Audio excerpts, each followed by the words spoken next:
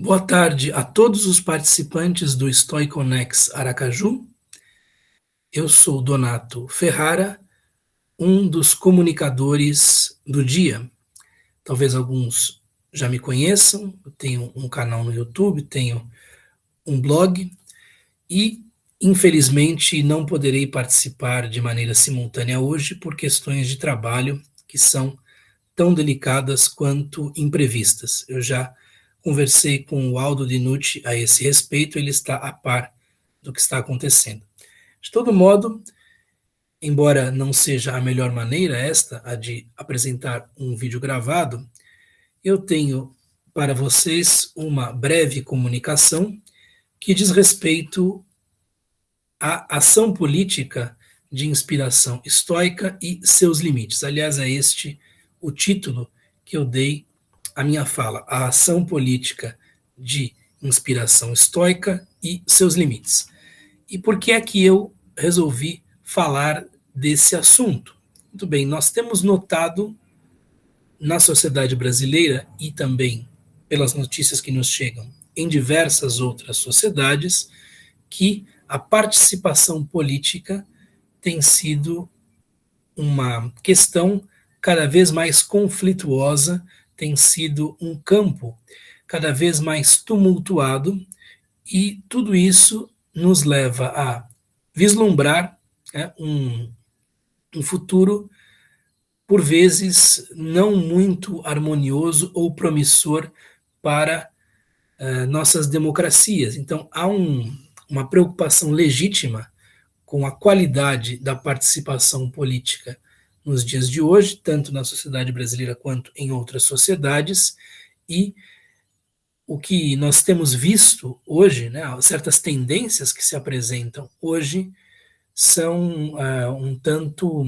perturbadoras do panorama geral. Então, vemos, para além da polarização, uma radicalização de uma série de tendências políticas, vemos discussões públicas a respeito do fato político se transformando enfim, em rinhas, né, de galo absolutamente incivilizadas, e vemos também um papel, às vezes, não muito recomendável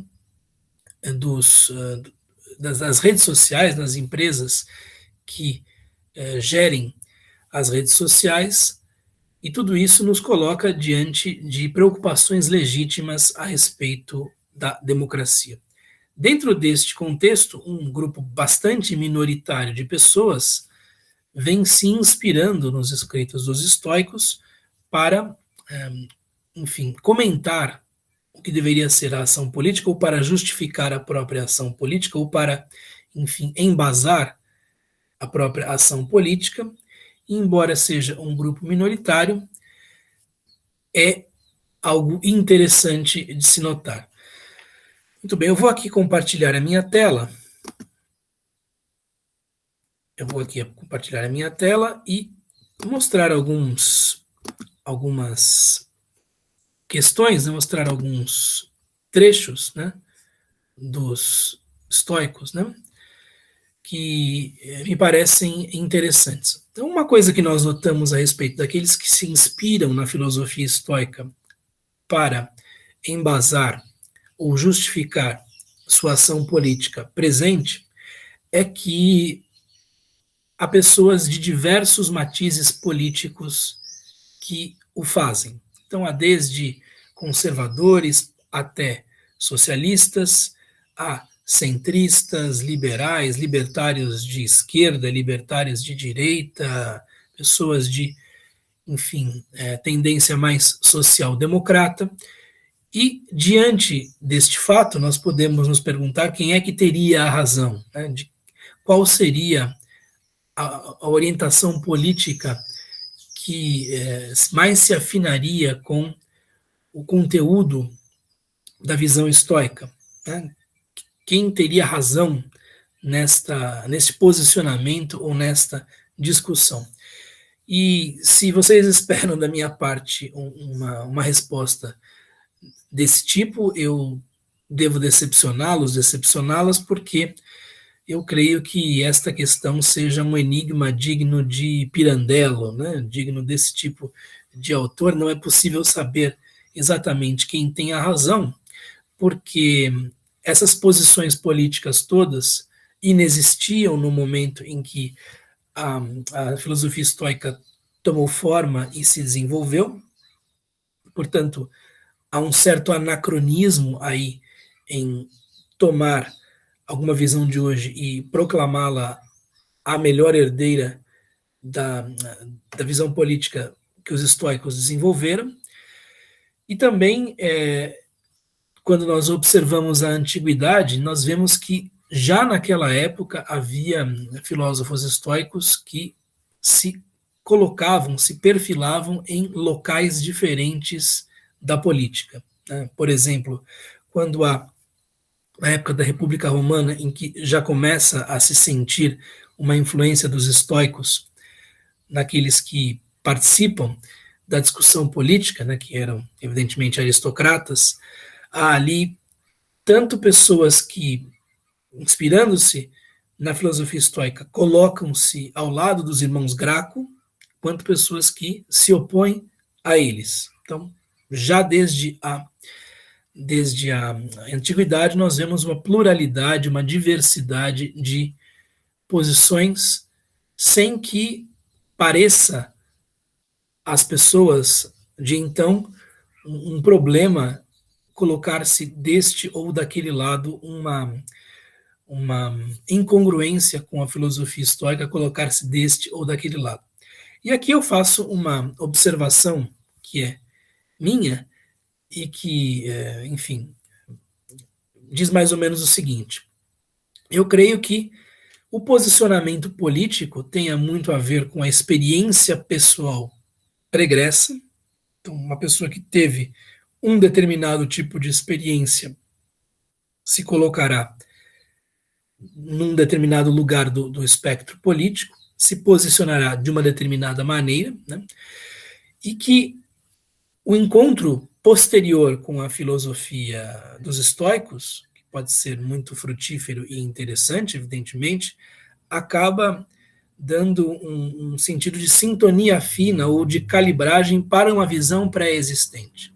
Então, o que acontece muitas vezes é que a pessoa já comunga com certos ideais e lá nos estoicos ela busca mais subsídios para a própria posição, né? Nós temos artigos acadêmicos bastante mais objetivos e isentos, eu suponho, que falam, por exemplo, da influência dos estoicos sobre os anarquistas do século XIX, né?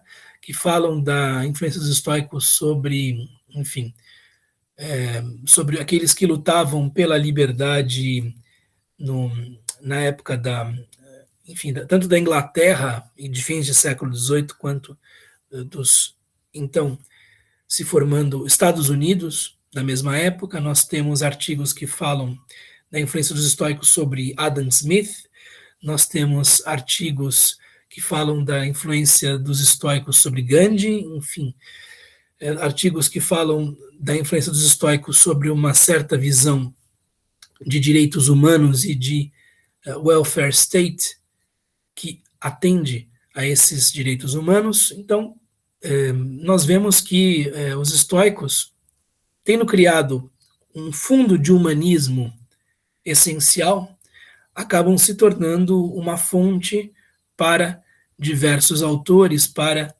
diversas posições políticas, para visões acerca do fato político diversas, né? Porque justamente eu suponho que haja uma visão pregressa radicada na experiência de vida que posteriormente se encontra com a filosofia estoica e nela se inspire, ok? Eu trouxe aqui 3 breves trechos que eu gostaria de comentar e que nos colocam outros limites acerca da ação política de inspiração estoica. Eu falo uma ação política de inspiração estoica, e não propriamente estoica, justamente porque eu vejo uma alternância, né? Eu vejo, perdão, uma diversidade, uma pluralidade de propostas, tanto nos dias de hoje quanto antigamente. Eu aqui trouxe um trecho de Epicteto, traduzido pelo Aldo Dinucci, em que Epicteto está falando de Euvídio Prisco, uma das figuras da chamada oposição estoica aos Césares do passado, né? De alguma maneira, o mestre de Musônio Rufo estava ligado a essas pessoas, né? De alguma maneira também a família de Catão de Útica continuava ligada a essas pessoas, então nós temos aí uma cadeia de transmissão que vai de Catão de Útica até Epicteto, de confronto com a tirania, de oposição à tirania dos Césares, né? E neste trecho de Epicteto, lá no início das diatribes, nós temos o seguinte: quando Vespasiano enviou-lhe um pedido, enviou a Euvídio Prisco, né, um pedido para que ele não comparecesse ao Senado, Euvídio Prisco, que era um senador, respondeu: depende de ti não me permitir ser senador, mas na medida em que eu o for, é-me preciso comparecer. Então, sendo ele um senador, está entre os seus deveres, está entre os seus papéis, comparecer às reuniões do Senado. E aí Vespasiano, que era o César, o imperador, diz: vai, mas comparecendo fica em silêncio. Quer, evidentemente, ordenar a Euvídio Prisco um silêncio. A resposta de Euvídio Prisco é: não me interrogues e ficarei em silêncio. Não me pergunte nada e eu permanecerei em silêncio. E aí vem o imperador, novamente, diz: mas me é preciso interrogar-te, eu preciso lhe fazer alguma pergunta, eu preciso lhe dar a palavra. E a resposta: e me é preciso dizer o que se me afigura justo. Então é necessário que eu diga aquilo que me parece justo, o melhor. Mas, se falares, condenar-te-ei à morte. Então, se você disser alguma coisa, vai perder a cabeça, vai ser condenado à morte. E aí a resposta de Euvídio Prisco é muito interessante, e é algo em que Epicteto insiste, né, é algo que ele acaba ressaltando, é a seguinte: quando eu te disse que sou imortal, tu farás o que é ação tua, e eu farei o que é ação minha. Ação não é um termo que apareça aqui em todas as frases, de modo que está colocado entre chaves pelo Aldo: é ação tua condenar-me à morte, é ação minha morrer sem tremer. É ação tua condenar-me ao exílio, é ação minha retirar-me sem me afligir. O que nós vemos aqui, se é um modelo de ação política inspirada no estoicismo, talvez pareça, enfim, pouco recomendável ou não inspiradora para muita gente, né? Porque temos um senador que não consegue, digamos assim, propor nada de novo para o César, da vez, neste caso Vespasiano, e que simplesmente se restringe a uma posição de resistência individual pontual. Então, eu sou senador, sou obrigado a falar, sou obrigado a expor aquilo que eu penso, você não pode mandar em mim, você não pode me controlar. Aqui a liberdade individual, tal como os estoicos a compreendiam, aparece em primeiro plano, e visto que eu sou senador, tenho este papel, há deveres que dele decorrem e eu os defenderei. Então, há aqui uma oposição que se dá apenas pelo cumprimento de um papel, né, pela consecução de um dever. O que pode parecer a muitas pessoas nos dias de hoje uma ação quase passiva, né, então, ou pouco inspiradora. Então, nós temos uma situação na qual um senador, que por um acaso inspirava-se na filosofia estoica, se opõe ao tirano, se opõe a um César que abusava do seu poder, né, queria matar aqueles que se lhe opunham, de uma maneira que não traz grandes transformações para a sociedade. Simplesmente passa a ser uma nota dissonante numa sinfonia, enfim, não muito agradável de tirania. Ok? Então nós vemos aqui os limites da ação política de Ovídio Prisco. Ele não consegue ter uma ação que nós entenderíamos como propositiva, modificar o modo como o tirano pensa, né, para obter daí melhores resultados, e ele se contenta com esta resistência pontual individual. Então, nós temos este modelo de ação política entre os estoicos do passado, em que os limites dados pelas circunstâncias políticas criam um espaço de manobra muito pequeno, né, embora letal. Nós temos aqui um outro trecho das diatribes, já do livro 2º, mais geral, né? Então, considera quem tu és, para começar, um homem, um anthropos, isto é, alguém que não tem qualidade mais soberana que a faculdade de escolha, que é a prohairesis, né? Um termo muito importante na filosofia de Epicteto, mas mantém tudo o mais subordinado a ela, e esta faculdade de escolha é livre de escravidão e de sujeição. E nós vimos isso ali em Ovídio Prisco. Ele escolhe, ele opta, né? Ele escolhe apegar-se à dignidade do próprio papel, né, e não se importa com as consequências. Né? Considera, portanto, de quais coisas tu te distingues em virtude da razão. O ser humano, para os estoicos, é dotado da razão como aquilo que o distingue, né, dos demais seres, o seu verdadeiro apanágio. Tu te distingues dos animais selvagens, és distinto das ovelhas. Além disso, é um cidadão do mundo, né? Polites tu cosmo. Esse é um termo muito importante dentro da filosofia estoica, porque supõe que o ser humano individual vive numa comunidade de outros seres humanos e deuses, né? E que a sua ação política se pauta por isso. No entanto, se as circunstâncias exteriores não permitirem que essa tendência a reconhecer-se como um cidadão do mundo vivendo numa cidade cósmica se desenvolva plenamente, é necessário, enfim, um tipo de manobra menor, né, como nós vemos ali. E parte dele, e não uma das partes subalternas, mas uma de primeira importância, porque possui a faculdade de compreender o governo divino do mundo, aí um governo feito, né, por Zeus, e de raciocinar acerca de suas consequências, que é então o ofício de cidadão, né, neste caso, né, a epangelia polito, uma polis, né, enfim, aquele que participa da polis universal.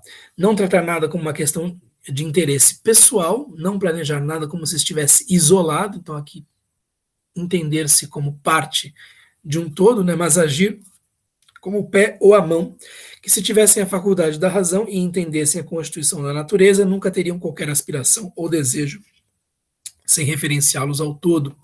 Então, entender-se parte de um todo, né?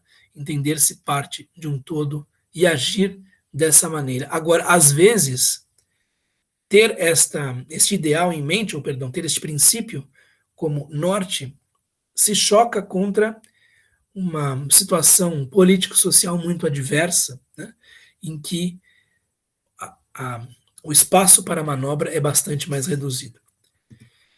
E por fim, aqui na tradução de Dona Virgínia de Castro e Almeida, um trecho de Marco Aurélio, o princípio ativo ou causa do universo é uma torrente que tudo arrasta no seu curso. Este tipo de frase é muito típica de Marco Aurélio. Que espíritos mesquinhos os desses homúnculos de Estado, desses pequenos políticos que procedem, imaginem eles como filósofos. Ele está pensando em alguém, nós não sabemos em quem, né? Crianças ranhosas. De fato, o termo que ele usa em grego, do qual eu não vou me lembrar aqui, mas que eu conferi, tem a ver com crianças que têm muco, né? Que é isso, homem? faz o que a tua natureza de ti reclama no momento presente. Okay? Então, age segundo um entendimento do que seja a tua própria natureza, haja, sem, enfim, demais considerações, né? Faz o seu dever, faz aquilo que você deve fazer, empreende a tua tarefa, se podes, e não queira saber se os outros conhecem ou não os teus atos. Né? Faça o melhor, cumpra o seu dever sem o desejo de reconhecimento. Muito típico de Marco Aurélio, esse tipo de injunção a si próprio. Aqui está o trecho que mais me interessa aqui. Não aspires à república de Platão. Estamos falando do imperador de Roma, né, que de uma certa maneira reconhece os limites da sua própria ação, ou da transformação que ele pode dar enfim, à cidade e ao império que ele administra. Mas contenta-te com o mais pequeno, estamos diante de um texto de português de Portugal, né, com o menor progresso. E não consideres pouca coisa esse resultado. Quer dizer, o grande ideal político, neste caso, sendo algo inexequível, deve levar o indivíduo que filosofa em termos estoicos a buscar pequeno progresso para si e para os outros. Né? Então, agir na direção do bem comum, nós vemos que o bem comum é importante pela passagem anterior, mas de uma maneira prática, eu diria até pragmática, tá certo? Então, agir com aquilo que a pessoa tem em mãos, né? Com efeito, quem mudará os princípios dos homens? Aqui o termo é dogmata, tá certo? Os dogmas dos seres humanos, né? Enfim, as opiniões, convicções dos seres humanos. Como é possível mudar isso por meio de uma ação política?